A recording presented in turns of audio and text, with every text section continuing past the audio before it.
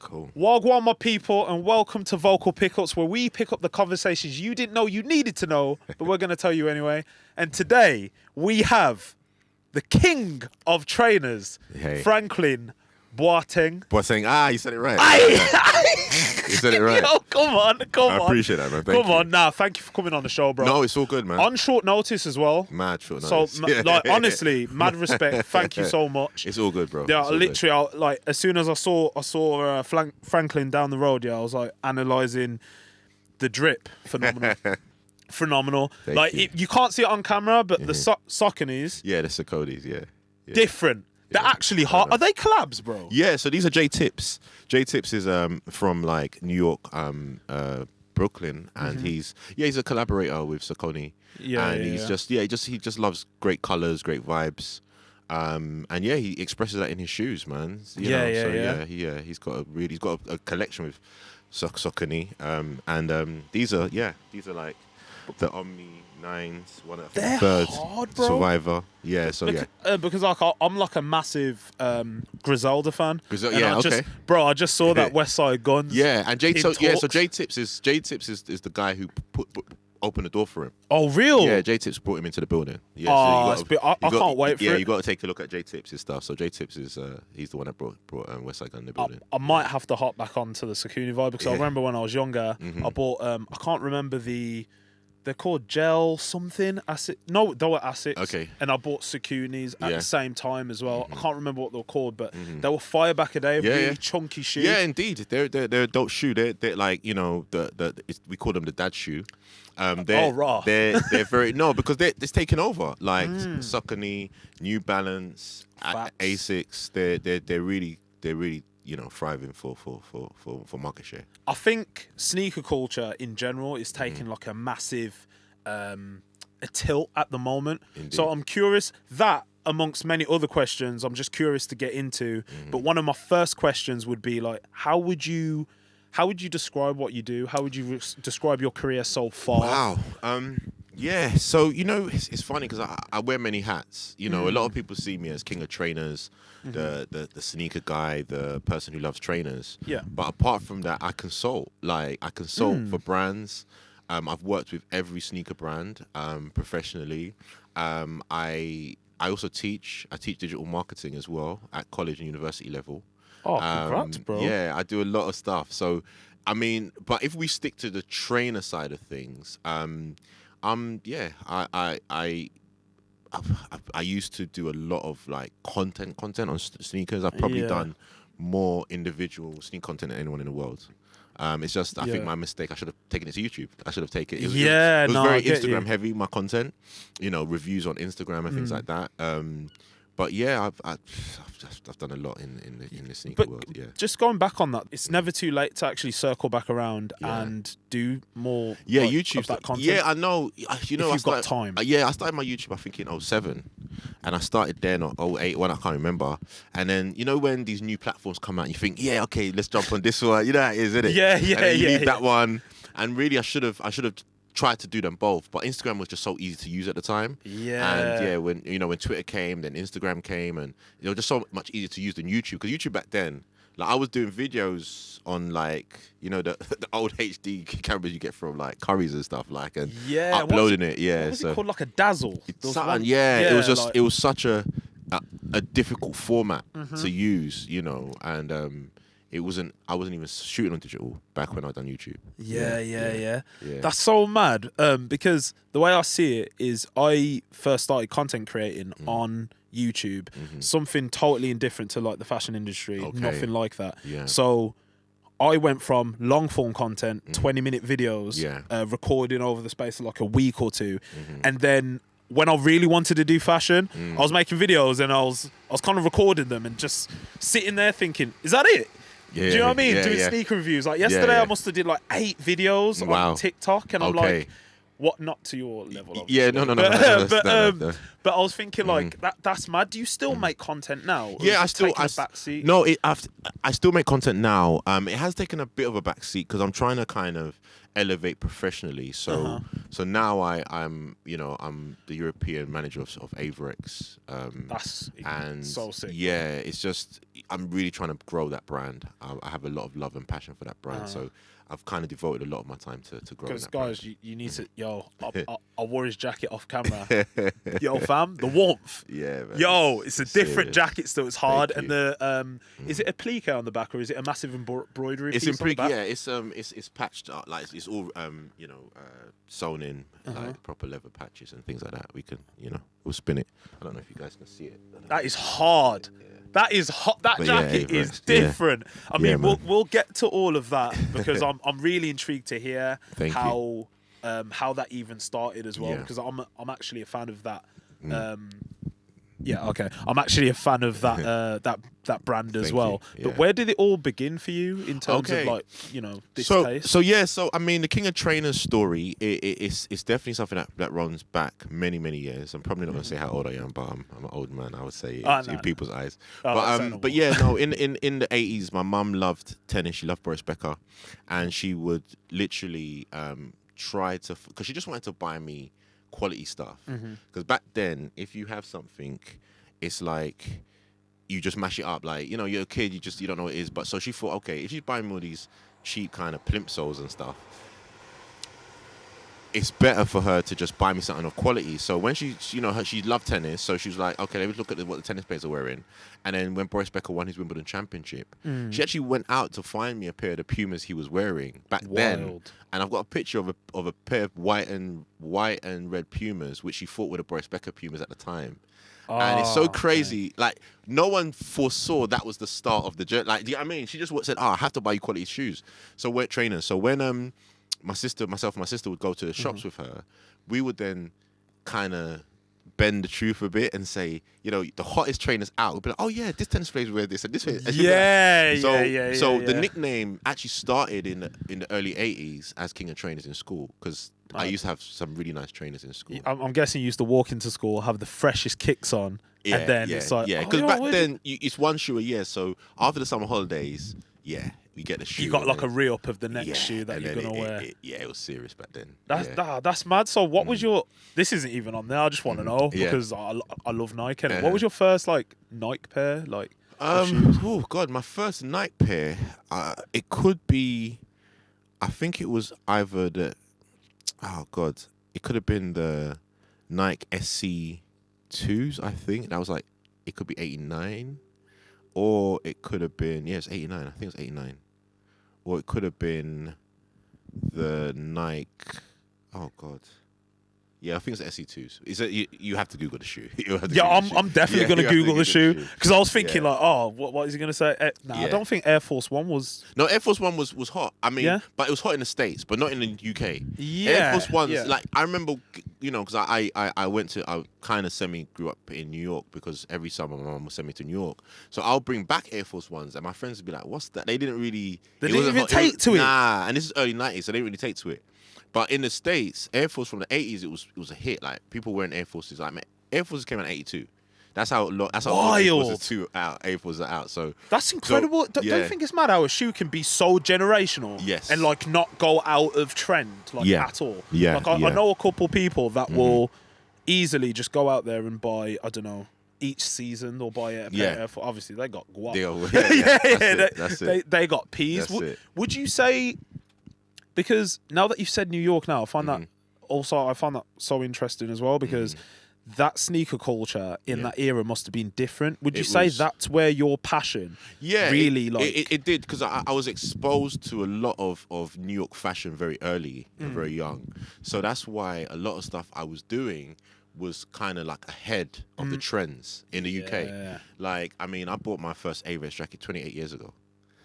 Yeah. What? Yeah, 28 years ago. How old is that brand? Is it the brand is actually, people don't know, Averex is going to be 50 next year. We're going to our 50th anniversary. Longevity is like the dream that I think of when I think about a brand. This is it. To have that type of longevity is incredible. Indeed. People don't know that Top Gun 1 was at Averex. You know, that Top Gun, Tom Cruise, Top Gun 1 was Averex. Yeah. The jacket he's wearing is at Averex. The pilot jacket? It's at Averex. Mad. Yeah. Bro, It's an that's Avrex. mad because I love that film. Yeah, yeah, yeah. I love that film. And then when Top Gun 2 came out, the jacket he's wearing, we made like Avrex made that especially for him for this film. So that's actually called the Maverick 2. So people don't know Avrex's history is replica World War II jackets. And that's where they kind of started. And I think they tried to get the US Army to buy jackets from them, and I think it was refused.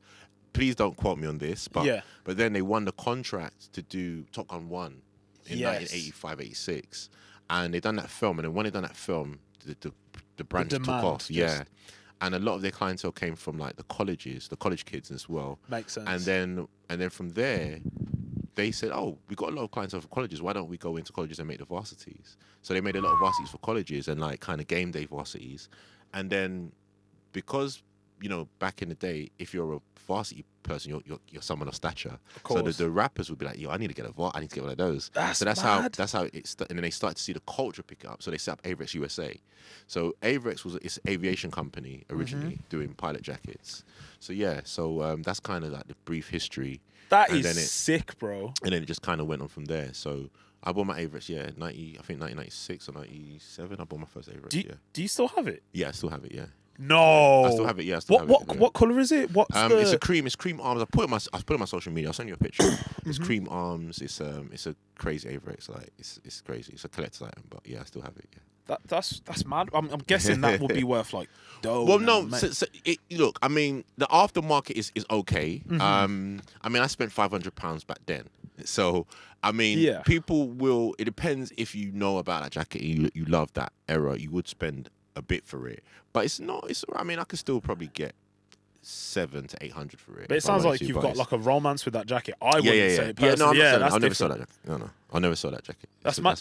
So I'm going off topic now. I'm loving this conversation. It's all good. Do you know the Top Gun jacket? The one from the 1 and 2. Yeah. Did Avrex sell that jacket commercially? Yes, they did. Yeah, they did. So when they done it for the film, the demand was just pandemonium. And it would be stupid. I mean, back then, Top Gun was one of the biggest films of all time. Like back then, so it was pandemonium, and that's when the US Army, everyone was like, "Yo, we need that jacket" and stuff like. So people, they just made, you know, replicas and not replicas, like an actual official release of that particular jacket, and it just went crazy. And then they started doing like a lot of different jackets and stuff. Yeah, mad. Yeah. I wonder how much the original, like 2 of the original Tom Cruise ones would go for. Yeah, so I mean, I did one of a friend. He had one, and I managed to sell it for him for 1,500 or something like that, 1,600. Wow. Yeah, but it was from that year, that year. Yeah, it wasn't an actual jacket. I'm sure. The actual jacket is somewhere in a museum somewhere. Bro, it must be Dom P. Yeah. 100%. That's the original. Wow. And then when Top Gun 2 came out, they made a special jacket for that Maverick 2. We've got a few of those we sell as well. So it's yeah. Oh, that is crazy. Incredible. I love that history piece on it, bro. That was different. Yeah. So you're in the 90s. What was the difference maker now? Like you're going back and forth. Yeah, so I mean, you know, I grew up in the 80s and 90s, and during the 90s I grew up in a place called Tottenham. Tottenham was pretty rough back then, and unfortunately a lot of people I knew were unfortunately being murdered. If I'm, you know, sorry to bring the tone down. No. My mum wanted to just wanted to get out of Tottenham. So every summer, myself and my sister would go to New York or Canada, or you know. And back then, a lot of the footwear you couldn't get it here for another 6 months, even a year later. You know, it wasn't like the internet. Nah, it's like you get it in the States. You see it in a magazine, you can get it in the States, and it's not exported because there wasn't demand. There were so many things that people don't understand. There wasn't demand. Like Jordans couldn't sell in the 80s and 90s in the UK. Yeah. Jordans couldn't sell. It wasn't a big demand. Yeah. And then, so I would bring back trainers like the Air Maxes, and it could be an Air Max like cross trainer or whatever. And I'll have it probably 6 months before it comes out in the UK. And people would be like, oh my God, like, you know. So in secondary school, every summer, people would say like, where's Franklin? Because when we come back on like in September, like people want to know what's coming out, so they come to see what. So wait there, everyone was coming to you in school and being just looking at your foot button, like, yo, what go on? Yeah, literally, literally. Different. So yeah, it was like that, and it was just a nickname, and it was very localized. It wasn't like everyone knew. Like it was just me and my friends, just you're the king of trains. Kind of even to the point of teasing me, and then it just grew from there. I tried to set up a blog back in 1999 called thekingoftrains.com. I didn't know what I was doing. And then I bought the domains, I let them lapse. I just went back and forth with the toying of the idea of becoming a brand. I didn't even know what, went to university. After uni, I said, like, let me see if I can set it up. So I re-registered the names. I set up a forum called King of Trains Forum, my own forum. And then when Twitter came out, I registered the Twitter. And then by registering the Twitter, we got into a little politics with JD Sports over the name and stuff. So yeah, that's it. Yeah. Bro, do you know I didn't even put two together? No, it's all good. I've said this before on many podcasts, but one of my friends at the time said Nike own Just Do It. That's only possible nothing. Why doesn't JD Sports speak to the real King of Trainers?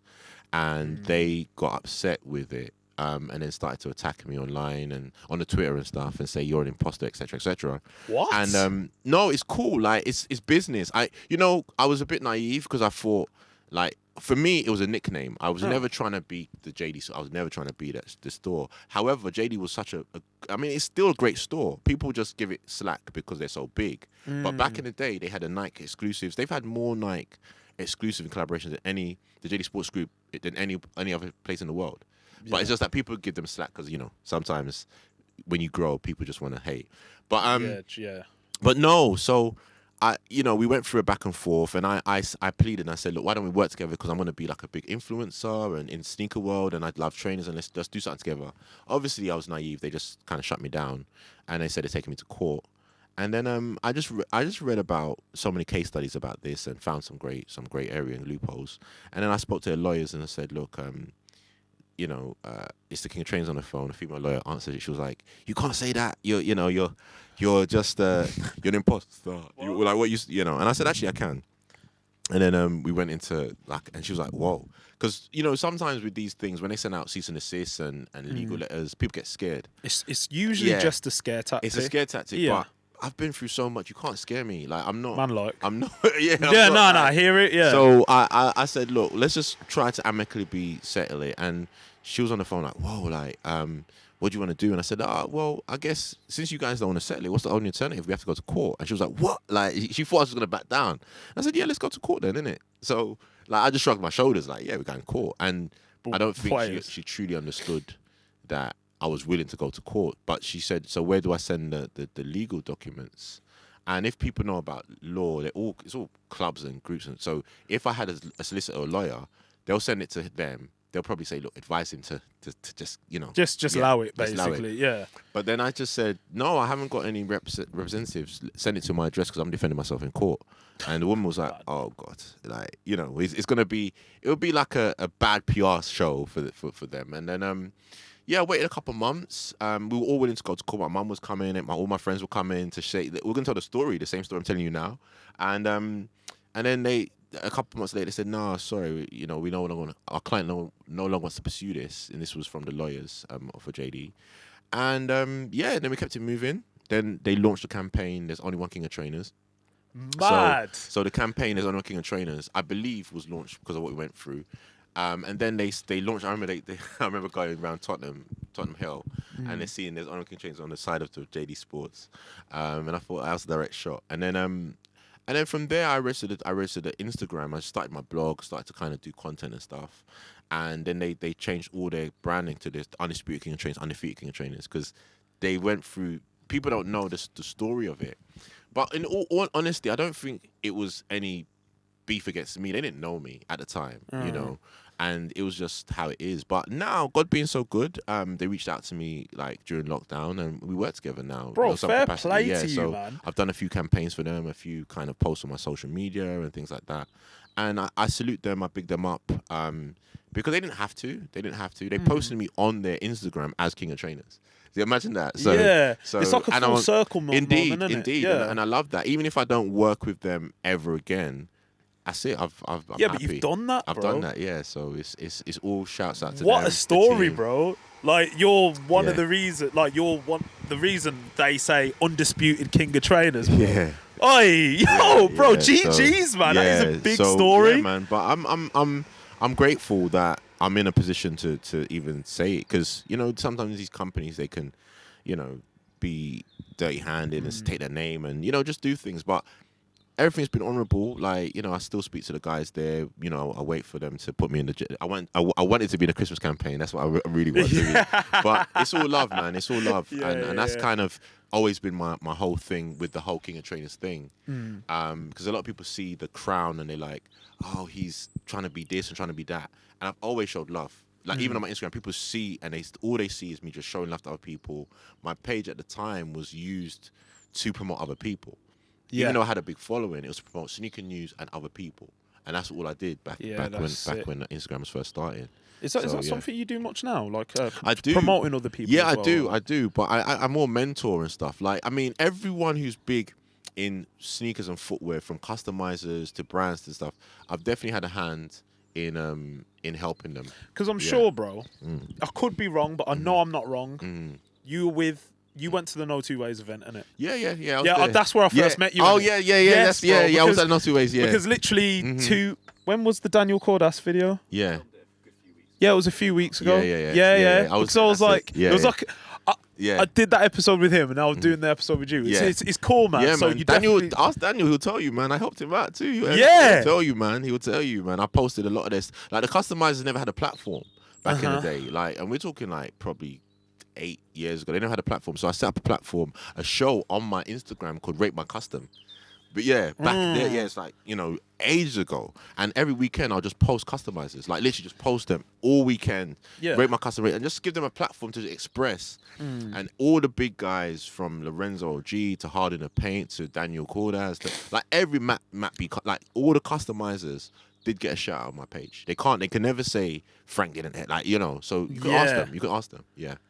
Crazy, bro. Like, all of these stories, this is how you know, man. Like, you were like one of the driving forces. I feel like you're like a silent driving force in the UK culture for sneakers, man. It's beautiful to hear. Not just sneakers culture. People have nicknamed me the Black Forest Gump because there's so many. I can tell you stories, man. I mean, there's stories that people won't even believe. Like, I told Amy Winehouse not to stop singing.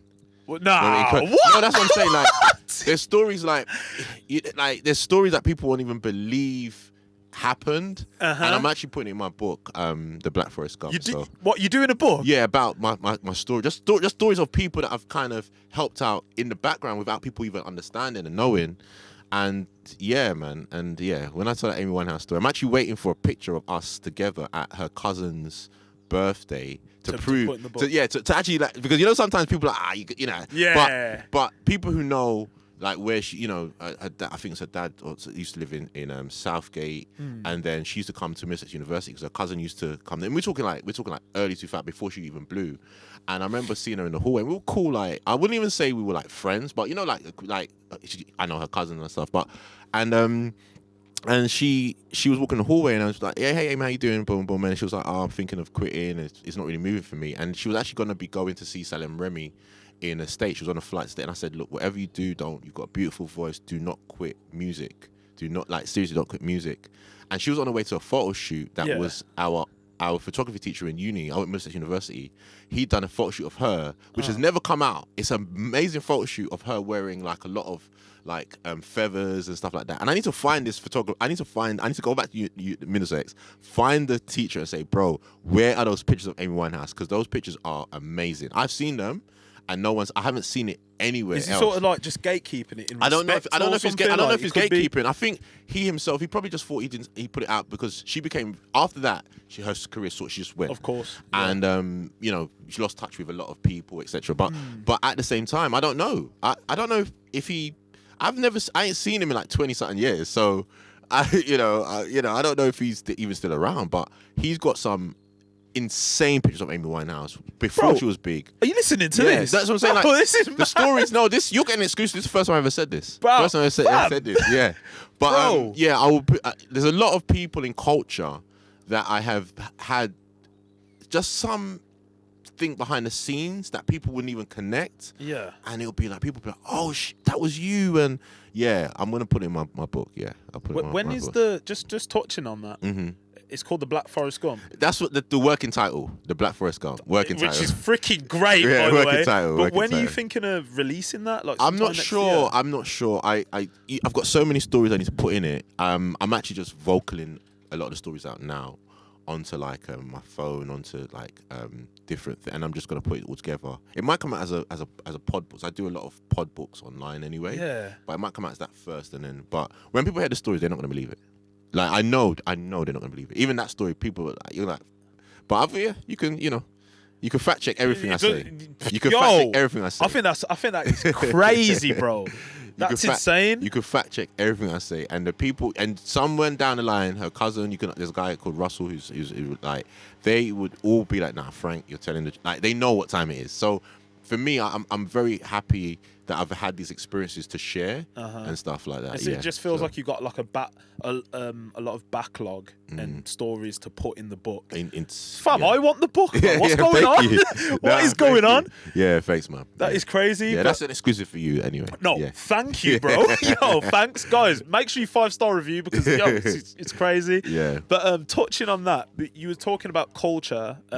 My original question was sneaker culture, but how do you think on the broad scale, how do you think the culture's changed in the industry? Yeah, so the culture's changed a lot in the sense that a lot of before it's consumerism. It was a lot of like consumerism. It was a lot of like, how do I say, like, okay, if we're taking it from like way back, like from 90s up until now, I would say it's more now consumerism plays a very big part in culture, if that makes any sense. Because now we connect sales and success with how things look. For example, when we were younger, we never cared how popular something was. So when I bought trainers, I wanted it to not be popular. Do you get what I mean? So I wanted. I get that. I would go to a trainer shop and be like, "Oh, no one's got these," and that's my mindset, though. Do you get what I mean? Yeah, that's my mindset. And that was the yo, you see a trainer that no one's got, and then you wear it, even though it could have been bought in a local Foot Locker. No one's seen it yet, so you put it on. Someone asks you, where you get those? I'll lie and say I got them on import from the States. Man, until they find it.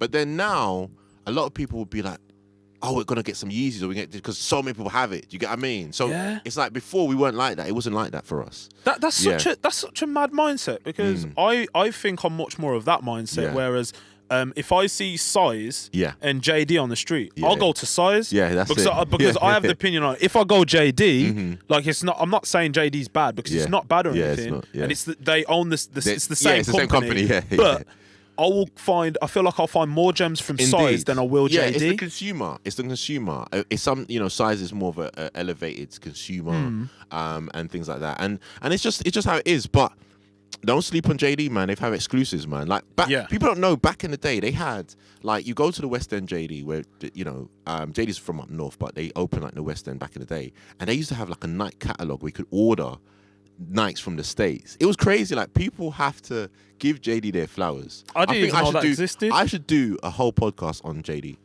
Because how long has JD been about, bro? Oh, JD's been around, I think, since 84, I believe, or 86. Wild. Yeah, I didn't even know they've been about this time. It's been I think 84, 86. So it's been a long time. Because I know that the logo's changed a few times. Yeah, it has.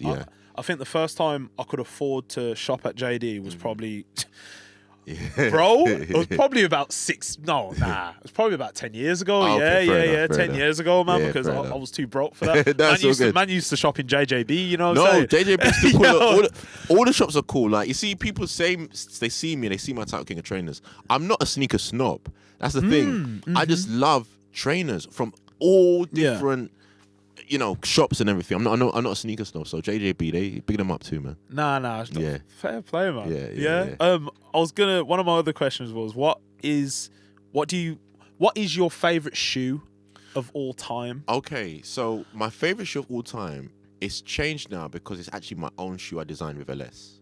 Yeah, so I had my own collaboration with LS. Could you tell me about that? That was one of my questions anyway. So so I had the opportunity to be called up by a PR company called Gunho, and they invited myself and a few people from all over the world about, hey, can you design this pair of shoes, etc., etc.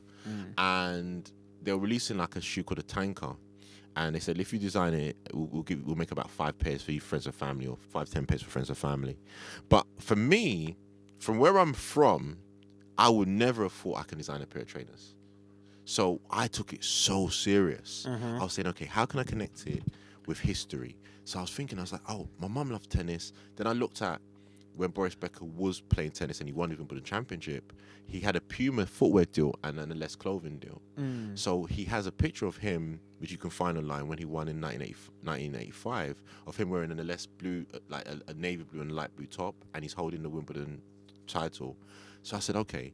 And I asked the people there, and I said, have you guys got this top? And lo and behold, they had the top there as an inspiration. Yeah. So I said, you know what? I'm going to dedicate this collaboration to my mum, her love of tennis, and use these colours from this top to represent the shoe. So I've done one shoe light blue and one shoe dark blue. And literally, that was the shoe. I just submitted it. And they said, yeah, it's cool. We can make it get done. What I then did is I asked the PR company, I said, so when the shoes are made, are we going to do any, like, promotions or do anything?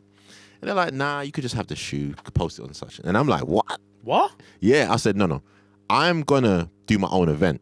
So what I did, I filmed a whole story of my mum. I filmed the whole like mini movie of my mum and telling the history of the shoe, and why I chose the colors. And then I done my own event. So I remember I posted up a picture of just the logo with my name, Franklin Boateng, and it had the Less logo. And that picture went so viral, like it had so many comments that all the teams from all over the world were like, oh, like, who's this King of Trainers guy? Yeah. Because I think it's the most engaged LS post ever. Yeah, it's like over 600 comments. And then what they told me this, and they said the PR company had to go through every single comment to make sure it was real. Because they couldn't believe the buzz that it got from it. They couldn't believe the engagement. So did they take the shoe to then they took the shoe to market. They teamed up with a gentleman called Tom Ainsworth from Focus Brands, who was the sales director. And he said, no, you know what, we should do the shoe with Frank. And then let's announce it. So they announced it in February 2020 that the shoe's gonna come out. And then guess what happened in March? Lockdown. Oh yeah, no, I know. So the shoe was shelved for obviously through lockdown, but then I maintained a relationship and I maintained communication with the company, and they were saying, you know what, let's still do it. And so after lockdown, the shoe came out, and we sold in Selfridges. It was a limited collection. I had a tracksuit and everything to go with it as well. I want to see this collection. Yeah. I'll send you the pictures and stuff. I've actually got like some left, and it was just amazing. We had a launch in Selfridges. Congratulations, had a launch party, man. And yeah, it was a beautiful night and beautiful time. So big up Melesse, big up Tom, big up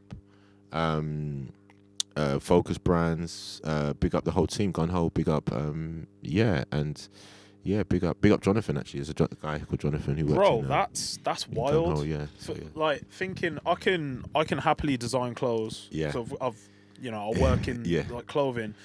Thinking about a shoe, I don't even know where to begin to think about making it. I look at this shoe, bro, and I'm like, nah, wouldn't have thought of that, bro. Yeah. So I mean, look, in all fairness, it was a pre-existing shoe, and I done the colorway. So there's different types of collabs. There's a colorway collaboration, where you'll take on the colorway, the fabrics, etc.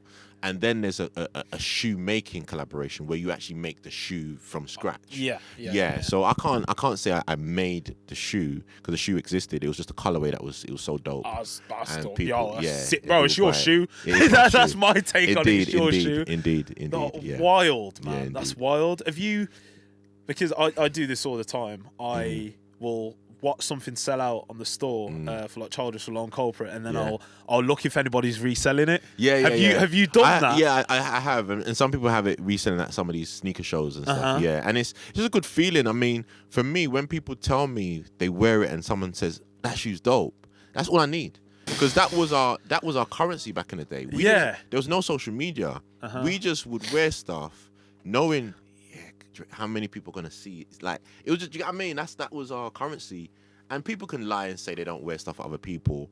You want to look fresh. You want to look fly. Yeah, you want a bit of, swag. Yeah, man. that's it. So you just dress in a way that you feel, okay, yeah, this is dope. I can work with this. And then it was just an amazing situation, and people people come up to me when I wear them. They come up to other people and they're like, oh, your shoes are dope and things like that. I was going to say, when was the first time you saw someone? Have you saw someone wearing them? Loads of times. How was the first time, bro? I think the first time was probably, the first time was on the day of the actual collab when people went, because I had a launch party and people literally just bought them. I had a launch party, we could buy them, and people bought them from the launch party and wore them home. And that was crazy. It's you know what it is like. I've said this before on podcasts that like how I grew up and where I'm from is, and I don't mean to. It's a very serious situation. Like, you know, the people around me weren't supposed to be here. Do you know what I mean? It's like so. For me to have the opportunity to actually have my own collection, is insane. Like I can't even put it into words. It's so insane. So when I see someone wearing it and enjoying the collab, I'm like, yeah, nah, it's kind a of like. thing. Do you feel some kind of like, you know, I've done all right, man? Yeah, I have. Yeah, that's good, man. Like I always say that I've made it. Like for me, I've done in the sneaker footwear world as a quote unquote influencer. Even though I don't say I am an influencer, I get it, but I'm influenced. I've been doing this for years before social media. I have done everything that I can possibly dream of. You've influenced. Yeah. I've done. Like, I've clocked the game. Come on. The game. Yeah, I've clocked the game. Bro, that's crazy. That's crazy to me. Yeah. One of my next questions, stemming off from that, was what do you think of the current resale culture? Because I feel like there's like a massive shift now. There is. It's slowed down a lot. You know, people don't know. Like I was reselling in the 90s. You know, because I was going to the States and bringing back trains and bringing them back to sell. And I was making money through the exchange rate. Yeah. Since then, it went to a kind of a real jungle culture of reselling. We got to live running around shops and all that. And that was kind of not where I think it needed to be. And now, because technically brands and Nike in particular have flooded the market so much, it's made it so that people, how do I say, people can't resell as much. So it's slowed down a lot. And I think that's a good thing, so people can still get what they want and not have to worry about a lot of the things. Yeah, I think loads of different things have happened. The whole Yeezy thing, that kind of made it look as if that brand in particular, Yeezy, it just looks it's seen as really cheap now. Yeah, unfortunately. Which is it's unfortunately. It's really unfortunate. And I think he did play a part in terms of his outbursts and stuff, because now you can get Yeezys in Sports Direct. Bro, it's wild, isn't it? Bro, it's wild, it's wild. But it's it actually gives me a headache, bro, because I remember back years ago, I was going crazy for them. I was like, I bought out the 380s. I got 700 V2s. Like, he smashed it. But you know what people may not understand, I may not realize, he said he wants his shoes to be accessible to everyone. Yeah. He said he wants to create the new UGG, which everyone can afford and get. So it actually being now in Sports Direct and those and shops like that, and there's no offense to those shops, I love those shops too. He's achieved his goal. Yeah. So him being so crazy, in a good and bad way, is he's probably set it up. Yeah, I've achieved my goal. So now you're forced to sell it everywhere, and people can get it without having to queue up and fights and stuff. Because I remember, like, when it first came out, there was the queue was crazy. Bro, like it was stupid. There were people fighting all over the world. Bro, to get the all black V2s, bro, I had to ask a next man that his cousin's boyfriend's sister's dad had a pair just waiting on the shelf. That's it. And that went missing. That's it. Bro, do you know what I mean? No, and that's it. So it being available now, he's achieved his goal, and kudos to him. If he planned it like this and we're all part of his elaborate plan, I'll have to salute him for that. Yeah, because what did he say? There was a really interesting quote that came out. He had this meeting with Gap. Yes. And he had, I think it was with Gap. And the reason why he's not working with Gap is because he wanted to make them like under £50. He did. The level of quality that it was. Yeah, he did. And they outright just refused it. And then I think after that's it when triggered everything. All of it was like, nah, not doing it. Yeah. So he wants it affordable, and you can't. You see, sometimes in sneaker culture, people get snobby. Like, I don't want it, and I get it. But he said it from the beginning. He wants it for everyone. Yeah. And if someone says they want a product for everyone, well, why would you get upset with that? No, it's true. No, it's true. Like, I love that take because it was a different take that I had in my head. I was like, he's let something good go. But now that you've said it like that, makes a lot more sense to me. Indeed. Like, which is mad. But I wanted to talk to you about the collaborations and connections that you've had, such as like Gary V and Wretch32. Yeah. Could you tell me about that? How have you how has this came about, sort of thing? So I mean, Gary V, great guy, great team of people. So like, people don't know Gary V released a training collaboration with K-Swiss. Oh, okay. Yeah, exactly. People don't know that. And they reached out to me, his team reached out to me and says, yo, like, would you like a pair? And I was like, yeah, sure. And I don't know how many other people promoted that pair, but I promoted that pair. I promoted that pair. I put it on my Instagram. I talked about it. I said, yo, I gave it a lot of love. So his team, a gentleman called Tyler, who's like his right-hand man, he was like, yo, Frank, keep in touch. And we just, just through social media, just keep in touch and stuff. And I remember Gary came to London one time, and I think I was away or somewhere else, and I couldn't meet him. And then I went out to LA to ComplexCon, I think 2019. I met him out there, and he was like, it was so cool. And then we just kept in touch, kept keeping in touch. And then last year, when I was going out to the States, I went to, I messaged his guy Tyler. I said, yo, and I wasn't even thinking of it like for me to come on Gary's show or anything like that. I was just like, yo, I'm coming. So I didn't hear from him. He said, yo, cool. I didn't hear from him for like 2 days. Then like the day I landed, he said, you landed? You good? And he said, yeah, man, I'm good, bro. What's happening? Like, Gary wants you on the show tomorrow. I'm like, yeah. What? Yeah. So literally Gary they went on the show, and I went to Gary's offices, his Vina X offices in New York. How's and it was insane because when you enter the office, it's in some big block, but when you enter the office, they had our faces, myself, Chase B, and Christian Cosby. Chase B is Travis Scott's DJ. Yeah, bro, I know, fam. And Christian is he's the announcer for Philadelphia, the basketball team there. Such a good guy. And they had our faces on the screens. So we entered the offices, and they say, hi Franklin, hi. It was insane. And you can tell why he's so successful, because all his team love him, and he has such a good, warm environment. When you go into like an office space and you see people, you can tell, maybe they're under pressure or whatever. But in his office, everyone was just so vibrant, warm, we took us a tour, and then we done his live Twitch show, and I was there for like 2-3 hours, and and he was just giving us game, just really, and he remembers a lot. You see, one thing about Gary V is that he remembers a lot of people and things that he doesn't have to.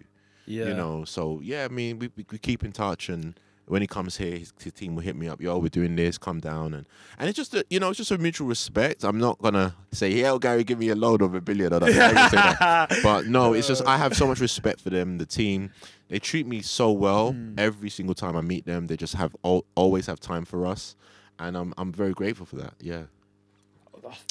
Wild. I know, man. Wild. Gary V, it's trainers crazy. do shoes, sneakers. Trainers do so much, fam. Like, that's mad. Indeed. And Yeah, I was going to say, like, along with that, how are your other connections, like Rech? Rech. Yeah, so Rech is my guy. Rech, Tottenham, we're from Tottenham, etc. And we had a business called Green Machine, which was a CBD, a CBD company. With so you own myself. that business together? We did. We owned it. I mean, we went through some turbulence with the owner, the actual company we invested in. So we're in court over it at the moment. Yeah, it's a whole thing. It's a whole thing. But no, me and Rich are cool. Check out his new project, Black Britain. He's brought out a new album. No, he's a new single. A new single. Yeah, Black and British. I think it's Black and British. Huh? With Lil Sims? Lil Sims, Lil Sims, Wretch32, that's... Yeah, so definitely check out his new project. Something I'm listening to still. But yeah, man, he's good. Like, we're cool, man. Everything's good there, so yeah. That's mad. I feel like, especially in, obviously where I'm from, like, the most famous person I know is Lenny Henry. Lenny's What, you met him? Yeah. I met Lenny. Bro, who haven't Lenny's you met, my guy. bro? No, What? but Lenny's such a good guy, man. He is just a warm person, like, and I can understand why he's had successful. When people are in entertainment, they go through a lot. So sometimes I don't even blame them for being assholes. Sorry, man, I don't know if I'm allowed to say no, that. No, you can swear, bro. It's fine. I don't blame them for being assholes, but when you see Lenny, he is a true gentleman, always warm and just always receptive and stuff. Yeah, so yeah, he's a good guy. Crazy, bro. Like you've met so many people, bro. Yeah, like, man. I feel like I don't know. When I went onto your profile and stuff like that, I was seeing some of your photos with people and everything, and I was surprised myself, man. I was surprised, but I think it's sick, bro. I'm like the best kept secret. Yeah, I mean, I'm very humble as well. So I mean, it's it's great to know. But through all the good things that have happened, because it sounds like many positives. Yeah. I was gonna ask, have you had any like any downfalls? For sure. Anything for sure. that you're comfortable talking about? Yeah, for sure. Like I mean, even with what we're going through with the agreement scene situation, we lost like, I mean, in excess of probably, including the deal that was on the table, about 2.7 million. Like, and it's in the last couple of years. I won't speak about the details of it, but it's a lot of money. Makes sense. And yeah, it's been tough to some degree. I mean, you know, working with some of the brands, them not seeing like some of the visions and just navigating the corporate world, because now I work directly with Averex USA. You know, I love the brand. It's my favorite brand. So working with them is it's been good. It's good. Like, they're really good people in the brand. It's like, it's just understanding the business. I was going to say, because I feel like I know where brands go wrong sometimes. Where do you feel like brands go wrong when they, like, when a brand will come up to you, for example, and they'll ask you for a specific thing. And like, I feel like when a brand comes up to me and they ask me for something, one of the things that entices me to do it is when they don't change my vision. That's one of the things. What do you feel like brands go wrong with? I think brands go wrong chasing everything else. They just need to focus on what they do, which I think Averex do really well. They focus on their leather jackets and they do it really well. Some brands that have approached me, like, I might have a great moment with them, but then that's all it is. And I keep on saying to brands, don't just use me for this moment.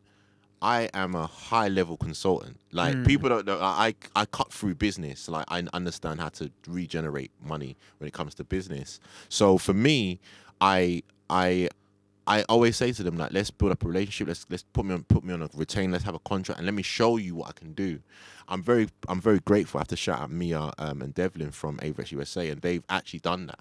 They've actually said, you know what, Frank, we're gonna give you this. Let's go. Let's really go. Shout out the whole team there as well. I'm really curious to talk about this next, actually. But sorry, I'll cut you off. No, it's fine. But no, I think brands, you see what it is. Brands shouldn't chase everything else. They should just focus on what they do it well. And then also, when they are using people like ourselves in the influencer way, they need to build up long-term relationships, because before, you know, you can do a post, people love it, etc. That's all cool. But how do you really work with someone? How do you really, because you approach me or they approach you for a reason. How do we really work together in a consistent way, so that the public are not thinking that this is just a paid promotion? Do you get what I mean? I think they get that. Some of them are starting to understand now. You got to work with people long term. You know, long term. Build with them. It can't just be a phase all the time. No, it can't be. No. No. Incredible, but. I'm taking that advice myself, bro. Like, that's mad. But one of my next questions was gonna be, obviously, touching on the whole Averex. How did that start, bro? Because I'm a fan of the brand. I've never been able to afford anything. I'm gonna look into it further. Don't worry, we can hook you up with some discounts. Don't worry, you can take you record it now, so you can take my word for it. Yo, come on. But no. So for me, I've always been a fan of Averex. Averex is my favorite brand, and I've collected Averex stuff from when I was younger. And when I was working, I had my collaboration. Again, a gentleman called Tom Ainsworth, he hit me up and was like, yo, we're buying a brand called Averex. And I said, yo, like, at the time I had a retro store with my business partner, Anthony. We had a retro store in Box Shoreditch where we sell like dead stock retro clothing. So I said, can I get a few jackets for the store? And he was like, you know, we're relaunched. We should kind of, you know, it might not look bad, but not look as big if we just relaunch in a small shop. And I said, you know what? Why don't we just open a shop together? Like, and they were like, he was like, oh, that's not a bad idea. So I pitched to them opening a shop. They accepted, and then I reached out to BoxBox, said, "Yo, can you guys hold me a shop? We're gonna open an Averett shop." They were like, "Whoa, Averett is coming back!" And it was only supposed to be a 3-month promotion. And in the first 4 days, I'd done all the 3 months overheads in the first 4 days of the shop opening. So I remember the first day, Notorious Big Son came down. Yeah, Biggie's son came down on the first day. Yeah. I know he was in town. I knew he was in town. You know, things aligned. That's all I can say. Things aligned, and I managed to get Notorious Big Son to come down on the first day. And when he came down on the first day, it was crazy. Dame Dash came down. Rio Ferdinand. Dame Dash. Yeah, Dame Dash. Yeah, came down. Rio Ferdinand. Anthony Joshua's been down to the store. Like, you know, we've had some incredible people, you know, come down. So many celebrities have come down. And so we had that shop for about 18 months. It closed January 1st, but you know, we're gonna see. I might bring it back for Christmas just as a pop-up at BoxBox, just for nostalgia's sake. Mad. Yeah. Bro, that's crazy. Yeah. So off that, is that when they wanted to work with you exclusively? Yeah. So what happened is, for the people, the business politics is it just changed ownership. I think that's the best way of me saying it. Okay. And now I work directly with the US arm of Averex as well. And how long has that been for now? Oh, it's just recently actually. So it's only for the past couple of months. Bro. Yeah. So I'm heading up Europe and trying to make the brand big, and I'm enjoying it. It's just very different to our way of work because I've been, you know, I'm self-employed. I teach, I consult. I've been, you know, 20 years self-employed. Yeah, you know, it's just working in a corporate infrastructure is a bit. It's got its challenges. It's different. It's different. It's different. I'm interested to see what's to come from the brand. And now that you've said it, I'm going to look into it a lot more now. Yeah. So we've just released the Kith collaboration. Which is sick, by the way. Yeah, Kith. Me and Callum was talking about it. Actually. Yeah, so Kith, he done a collaboration with the New York Knicks, and it was a crazy collab. We got some stuff coming. I mean, just stay tuned. Our 50th anniversary is next year, so we got some big collabs coming. Yeah, for the 50th anniversary. Nah, I'm excited to see it, man. I'm excited to see it. Obviously.